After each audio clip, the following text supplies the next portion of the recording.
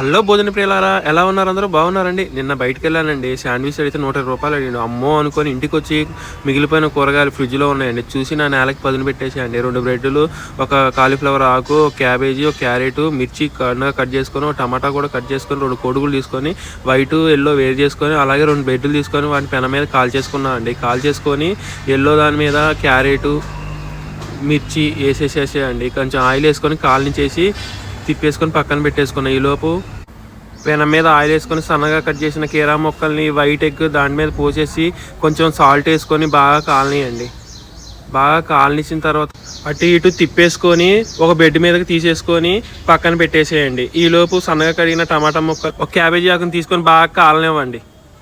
కాలిన తర్వాత వీటిని బెడ్ మీద ఒకదాని మీద ఒకటి పెట్టేసుకొని మధ్యలో సన్నగా కట్ చేసుకొని టమాటా సాస్ని అటు ఇటు పోసేసుకొని నేలకి రుచి చూపించండి. ఎలా ఉందో కామెంట్ చేసి ఛానల్ సబ్స్క్రైబ్ చేసేయండి.